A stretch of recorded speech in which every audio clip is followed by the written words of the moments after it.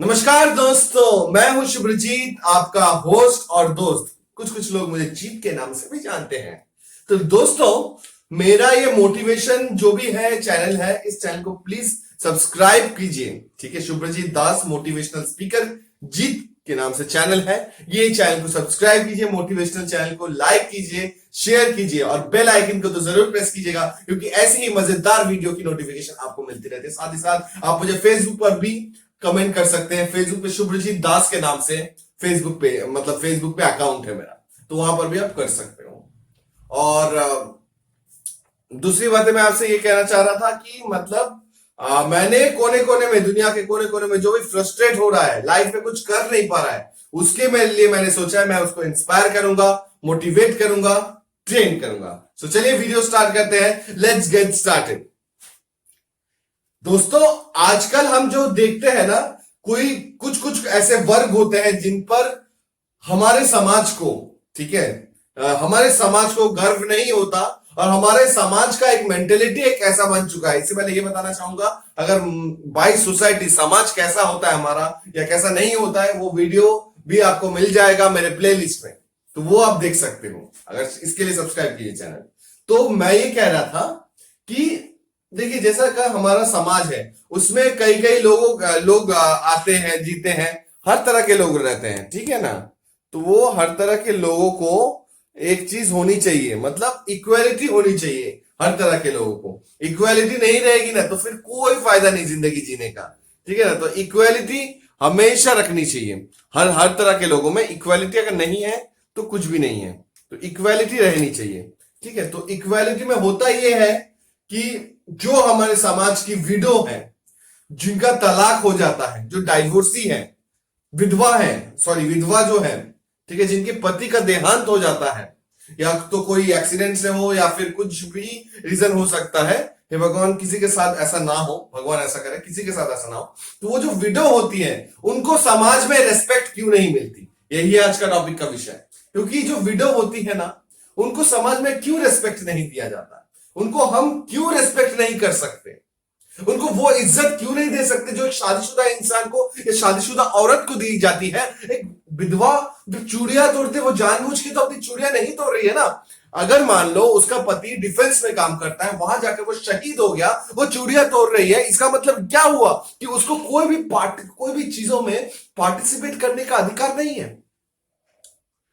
ये तो गलत है ना दोस्तों। मतलब आप कोई भी फंक्शन कर रहे हो, कोई भी बड़ा फंक्शन कर रहे हो, ये रीति रिवाज पता नहीं किसने बनाया है, किन्होंने बनाया, वो रीति रिवाज सदियों से चला आता रहा है कि विधवा कहीं किसी भी फंक्शन में जाएगी या किसी की भी शादी हो रही होगी, वहां का जो आशीर्वाद होता है, जो रिंग सेरेमनी होगी, जो सगाई होगी, जो एंगेजमेंट होगी, वहां पर उसको घुसने तक का अधिकार नहीं है, फिर अपशकुन होगा। ये कहां से, मतलब कौन से बुक में, कौन से, मतलब मुझे बताइए आप कि कौन से ऋषि मुनि ने ये नियम बनाया है विधवा लोगों के लिए। मैं ये समझता हूं कि इस दुनिया में राइट टू इक्वालिटी का सबको अधिकार है।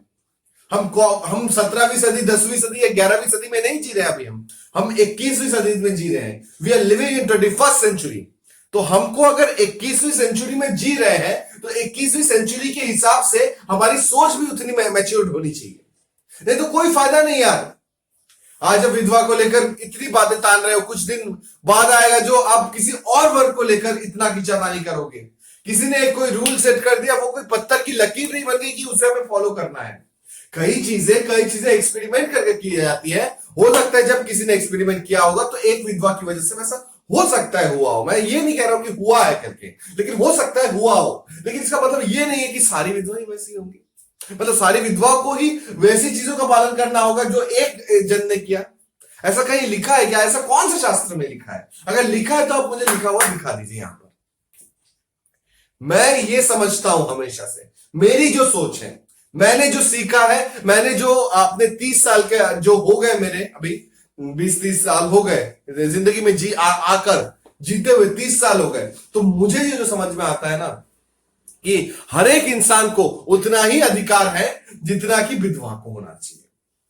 अगर हम किसी के रिंग सेरेमनी में जाते हैं, एक्सपीरियंस में जाते हैं, तो ये विधवा है, ये नहीं जा सकती।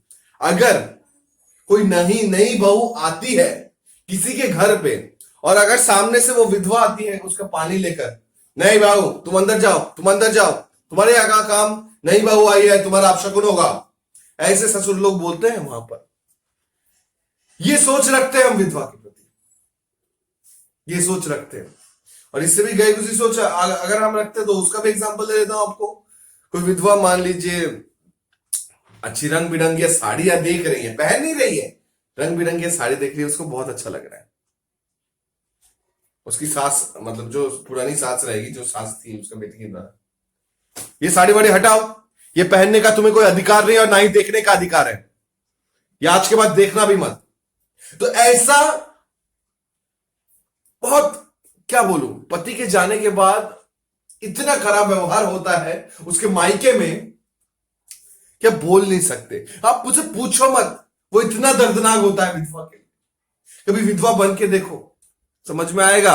लड़के लोग तो कभी बन नहीं सकते, जो लड़कियां हैं मैं उनसे रिक्वेस्ट करता हूं, हर लड़कियों से रिक्वेस्ट करता हूं, हर औरतों से रिक्वेस्ट करता हूं कि वो सदा सुहागर रहे। लेकिन बात वो नहीं है, बात यह है कि हमारे सोचने की क्षमता क्यों नहीं बदलती। एक विधवा क्यों वो काम नहीं कर सकती जो नॉर्मल इंसान करते हैं। ये कहां के रीति रिवाज में लिखा है, हर एक इंसान को एक ना एक दिन विधवा होना है, तो वो एक एक दिन करके वो मतलब खुद को भी वो नीचे दिखाए।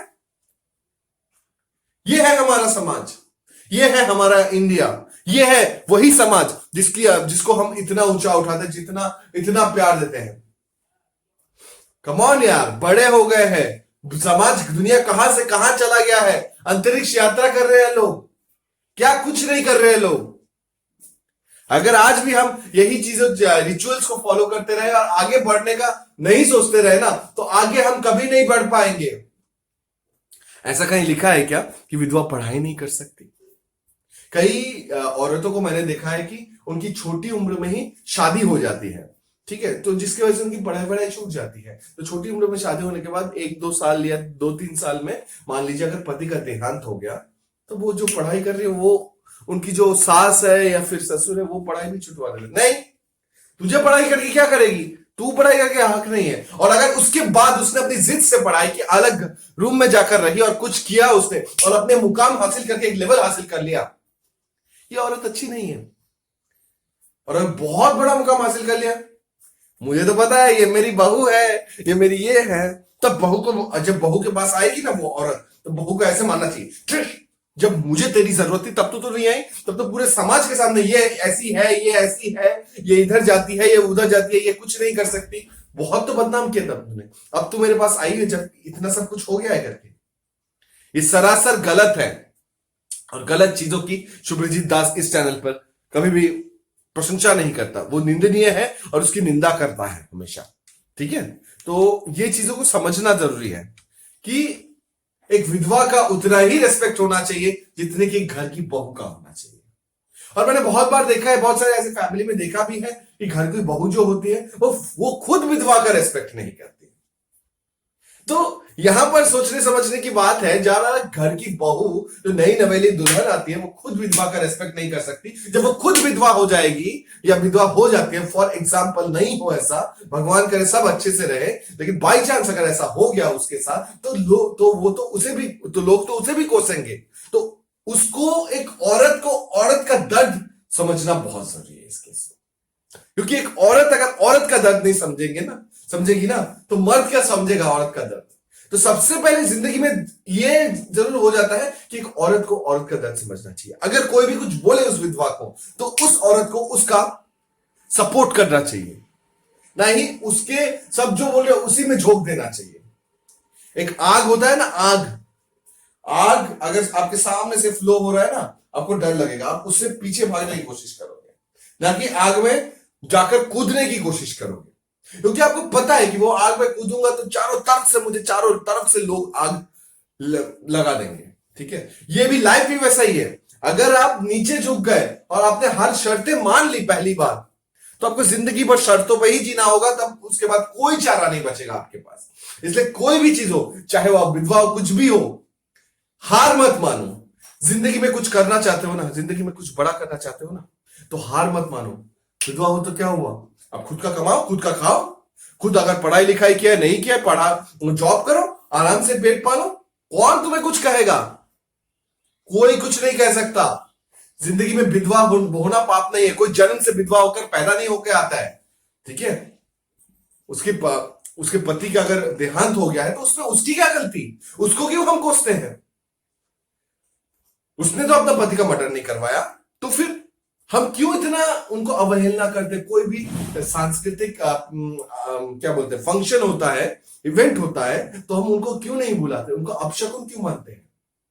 अपशकुन अगर होना हुआ ना दोस्तों तो ऐसे ही होगा। अपशकुन अगर होना हुआ तो ऐसे ही होगा, नहीं होना हुआ ना तो कुछ भी नहीं होगा। ये चीज है ना, भाग्य, ये कोई विधवा लिख के नहीं आती, या कोई वैधव लिख के नहीं आता, या कोई इंसान लिख के नहीं आता। ये ऊपर वाला जो वहां से पूरा खेल चला रहा है ना, वो सब कुछ देख रहा है ऊपर से, वही करेगा। जो करना है वही करता धरता सृष्टि धरता वही है। तो इसलिए मेरी रिक्वेस्ट आपसे है कि अगर आपके आसपास में कोई विधवा है या कुछ भी है, ऐसा कोई जो उनकी रिस्पेक्ट नहीं कर रहा है, तो आपका फर्ज बनता है उनको सच्चाई दिखाने का। हाँ, ऑब्वियसली अगर आपकी फैमिली में है तो आप बता सकते हैं। अगर दूसरे की फैमिली में आप बताना जाओगे तो बोलेगा तू हमारी फैमिली में क्यों बोलने जा रहा है, तेरा क्या हक है? इसलिए अपनी फैमिली में अगर ऐसा कहीं पे भी घट रहा है आपके आसपास या आपकी फैमिली में, ठीक है, तो इसका विरोध कीजिए, इसको सपोर्ट कीजिए। क्योंकि आज हम अकेले सपोर्ट मत कीजिए। अकेले इंसान की दुनिया नहीं सुनती है। अगर आप 10 लोग मिलकर बोलोगे ना कि ये गलत है, तो दुनिया को मानना पड़ेगा। जैसे आज दुनिया को मानना पड़ा सुशांत को सीबीआई केस की जांच दिलानी पड़ी, वैसे ही सब साथ मिलकर बोले देखिए दुनिया विधवा के बारे में भी चुटकी में सोचेगी। जब वो विधवा अगर मान लो आईएएस बन गई, आईपीएस बन गई, तब सबका मुंह बंद हो जाएगा, ठीक है। तो इसलिए मैं आपसे यही कहने आया था कि प्लीज विधवा लोगों की रिस्पेक्ट कीजिए, क्योंकि तभी देश बढ़ेगा, तभी समाज आगे बढ़ेगा। समाज आगे बढ़ेगा तो हम आगे बढ़ेंगे। वीडियो अच्छी लगी है तो प्लीज लाइक कीजिए, शेयर कीजिए, सब्सक्राइब कीजिए और बेल आइकन को तो जरूर प्रेस कर दीजिएगा, क्योंकि ऐसी ही इंपॉर्टेंट वीडियोस की नोटिफिकेशन आपको इस चैनल पर मिलती रहती है। तब तक के लिए चलता हूं। Love you guys.